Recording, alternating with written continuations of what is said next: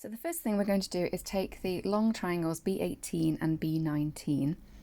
So I've spoke about these in the first block, but you might want to trim them so they're 4.5 inches trimming from the bottom. I didn't do that here, but that helps you line them up a little bit. But basically you want them overlapping a touch. I tried to show it here, so that when you sew the seam, you're going to get that diagonal going right to the very corners.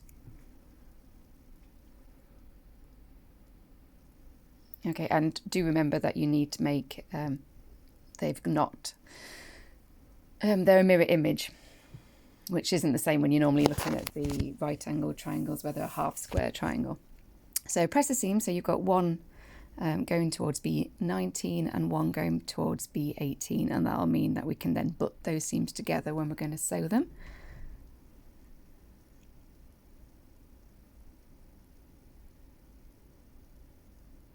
So they should come out as 2.5 by 4.5 inch rectangles. You might want to just trim them down a little bit. If yours is a little bit off, you want to make sure that when you're cutting them, you want the same amount of seam allowance on each side.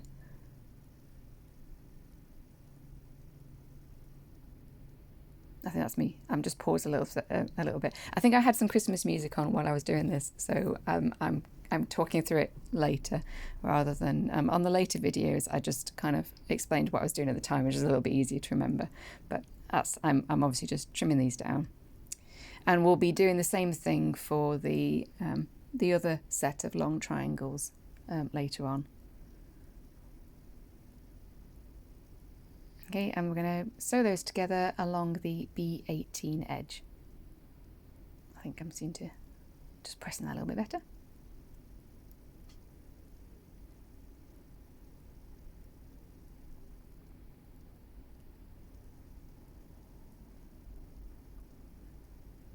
So you can kind of just feel the seams butting as you give them a bit of a kind of rub. Yeah, you can see it, and it just makes it so that you can really nicely get those. So do that, and then we're going to just press that seam open.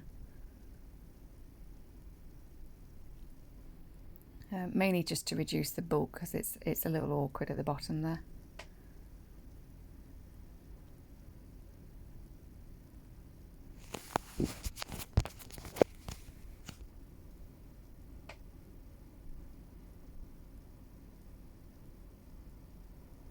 Okay, and if you just check, this should now be a 4.5 inch square. Sometimes I trim them down, sometimes I don't worry. To a certain degree, because we're going to be sticking applique on them and working some areas more than others, they can get a bit whatnot. So the next one we're going to take is the big square B15, sew it along that upper edge, press the seam towards B15.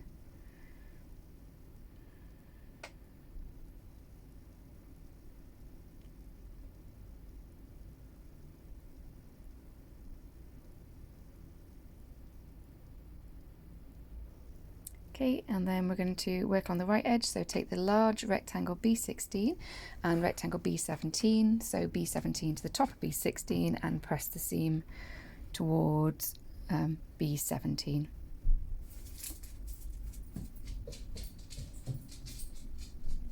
Okay, and then we'll sew this to the right edge of the star block, and we'll press the seam towards B17 and B16. Generally you want to press away from stars if you can, because it reduces the bulk of the seams.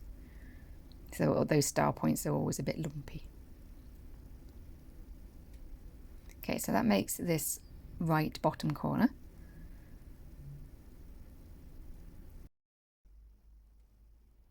Okay, so next we're going to look at this 4 square that's in the centre. So you need your B11, 13, 12 and 14. So B12 and B14 together, press the seam towards B14, and then B11 and B13 together, press the seam towards B13.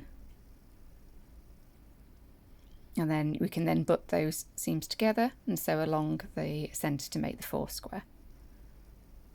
So you can just see those nicely butting together. It just helps you get those points meeting a bit better. Okay. And then, did I press them open, or I've pressed them to 12 and 14.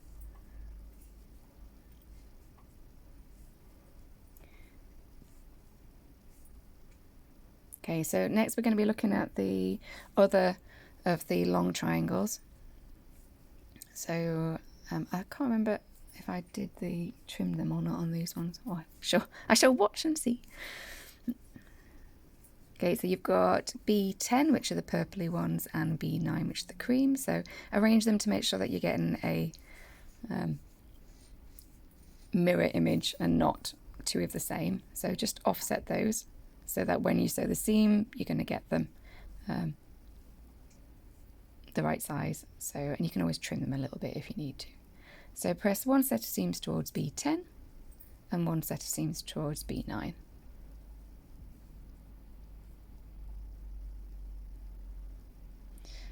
And again, I haven't put it in this video though, I know I did it in the other ones. If you do it so that you reduce the height of the triangle to 4.5 inches starting from the bottom, so you're just trimming the tips off, it does make the alignment a little bit easier. So I can put those two together and we're going to sew them along the, after you've trimmed them a little bit if necessary. And we're going to be sewing those along the B10 edge.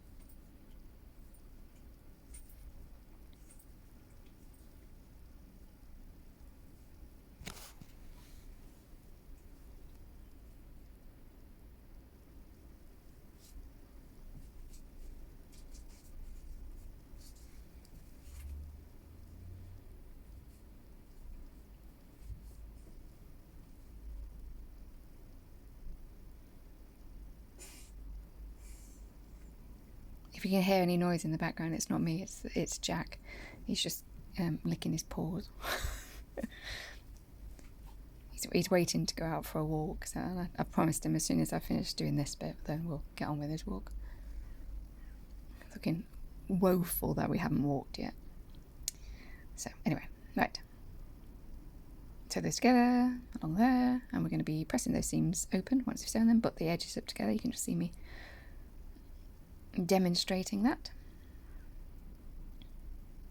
Okay, so there they are sewn.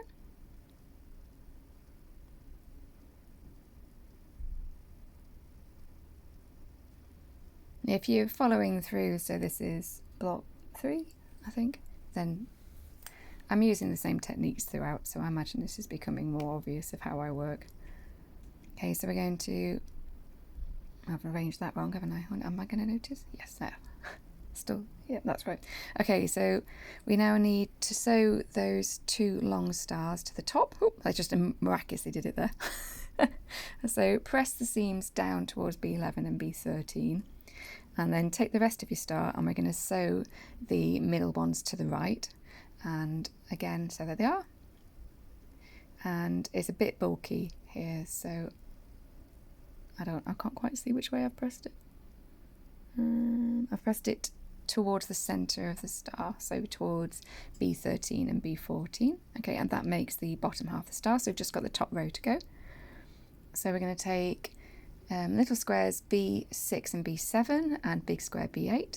So we'll sew B6 to B7, and we're going to press that seam up towards B6, and then we're going to sew that to the right edge of the larger square B8, and we'll be pressing that seam towards B8 because that will reduce the bulk of our seams there. Does make it a little bit worse on the one below. I probably would have been better if you would be better at this point to press it towards the smaller squares, I think. Okay, and then we've got this star. So I have gone through on the star, like you can see me very nicely arranging this star wrong. There's a whole video which just is explaining this one, but I'll go through it again. So the best way to do it is to lay out your star to start off with so you can see what you're doing, and because you've got to get the orientation of these star points right, and you can see from where I'm laying it out it's not as easy as it looks. So we've got larger square B5, they're still all quite small, and we've got 4 little squares B2, and then you've got 8 of the cream little triangles B4 and 8 of the green little triangles B3. So let's take all those half square triangles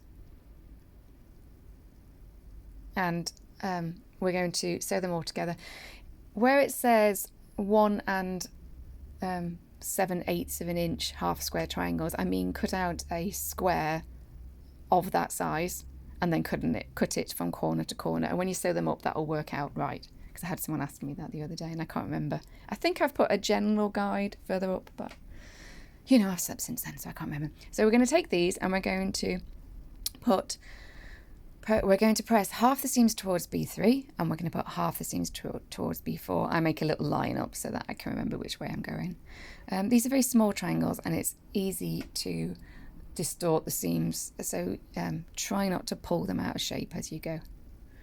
Luckily, because of the way we're doing stuff with applique, your points aren't the big deal here. So if you end up with lobbing the corners off and things, it really doesn't matter because there's probably going to be a flower over them anyway. So I can sew them more accurately if I take my time. I'm just not that interested.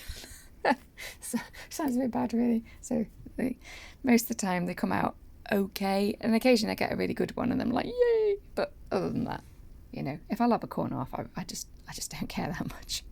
So take 2 non-matching pairs and we're going to sew those together along the B3 edge as a double star point, and we're going to repeat that 3 times. It is generally better if you can try and make them all identical. That's better. It doesn't really make much difference, but it's a good practice to get into, I think. So I'm just demonstrating that we're doing that for all of them. So here you can see I'm kind of rotating them to make sure they are all the same, and then I can just whiz down them all. And by doing that, I've kind of reduced the chances of me picking them up and then accidentally sewing them so that I've got the star points stuck together as opposed to star points. So I find that works better for me and I make fewer mistakes. So we're going to take each of these pairs and we're going to press the seams open. So we're pressing along that B3 seam.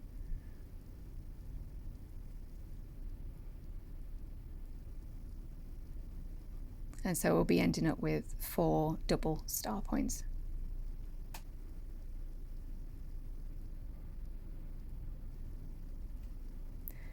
Jack's given up and gone to sleep, and yesterday I was painting one of my daughter's bedrooms red and he kept coming in, and so he's got all red paint down his side, and he's now lying on the floor and with red paint down the side, which some of it's come off but not all of it. It just looks like he's just been mauled by something. It's passed out. But no, it's just waiting for his walk. Okay, so I'm making up this little thing of them flying geese. Can't remember. I don't tend to do a lot of different blocks. I like my stars. And I like my squares and squares. And I kind of just, that's it really. So the fancy ones. Yeah, they are called flying geese, aren't they? Yeah. So again, lay them out onto your star so you can really see what's going on, and then just flip those seams back. So we're going to sew a star point at either side of that square B5, and we're going to be pressing those seams in because we don't want to press them back because you've got a load of seams going on there and they'll be really bulky. Okay, so that's the centre of the star done. We've got the top and the bottom. So next you want to take one of the squares and we're going to put them either side. If you were very worried about things, you can be keeping on trimming the blocks at this point, but I'm not, so I didn't. Okay, so those little squares were B2 either edge. Press the seams out towards B2,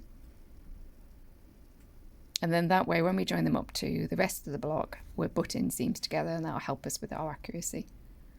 She says, having said, just not bothered about accuracy, but there's no sense in making life difficult for ourselves. If we can make it easier by pressing in a certain direction, we might as well take it, because you've got to press it in one direction or another. So lay them out, and then we can just flip those in and sew the left and the right star points on. Now, these are getting a bit bulky and there's not much we can do. It's a little block with a lot of seams, so just flip those in towards B5 square best you can. Now you can square it up. I'm not worrying about it at this point. Yeah, it should be a 4.5 inch square. I can definitely see, looking at mine, that it's not. It's definitely a bit bigger in places, but if I trim it down at this point, I am definitely lobbing points off. So B1 to the right edge, and the rest of the blocks are B6, B7 to the other one, and we're going to press those seams out away from the star because that star is bulky. So we're going to make use of those surrounding pieces with less seams on it. So once you've got that done, we can then take the lower half of the block, and we're going to sew that on as best we can and matching seams as we go, and then we're going to press it away from that star at the top, so the B2 to 5 one. You are going to end up with a bit of a bulky seam around that B10, B9, B15 one, but luckily we're going to sew a badger over that, so no one will know. Okay, and there it is.